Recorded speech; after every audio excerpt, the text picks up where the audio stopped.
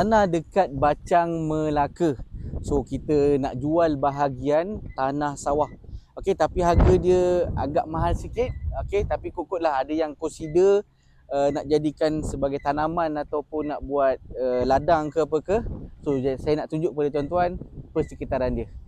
So ni dia punya, ada homestay kat sini, ada 2 lot. Ujung sana ada tanah ada ladang kambing. Okey, so jom kita masuk kawasan yang kita nak jual. Kalau ikut dari segi location, kita dekat dengan Bacang, belakang belakang Bacang Villa. Ini kawasan ni lah, boleh masuk lalu dekat Masjid Balai Panjang, ataupun boleh masuk dekat dengan Masjid Bacang, Masjid Putih. So ni tanah sebelah dia. So inilah tanah yang kita nak jual. Okey, dijual bahagian, ada yang 30,000 square feet, ada yang 10,000 square feet, 10,000 square feet. Okey. So kalau ikut, sebenarnya tanah ni agak mahal lah, dia punya harga owner buka. Tapi kita cubalah untuk jualkan. Okey.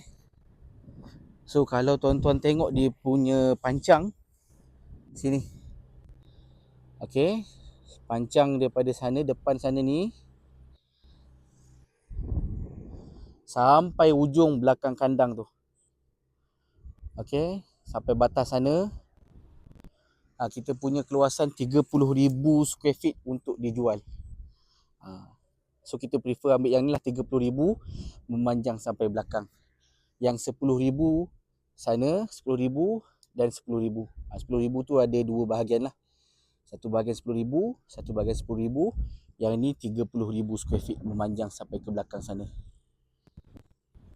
Cuma dari segi harga tu lah, harga kita dapat daripada owner pun agak mahal. Okey, tapi persekitaran dia berangin. Macam biasalah rumah sawah padi ni, kalau kat sawah padi ni angin kuat. Location pun dekat nak pergi ke bandar. Jalan masuk pun ada. Cuma jalan masuk sampai sini saja. Okey. So kalau nak buat rumah tu maybe makan modal sikit lah untuk tambak dan sebagainya. Tapi kalau nak buat tanaman ke apa ke, memang sesuai lah. So untuk yang 30,000 ni kita nak jual dengan harga 185,000, boleh nego.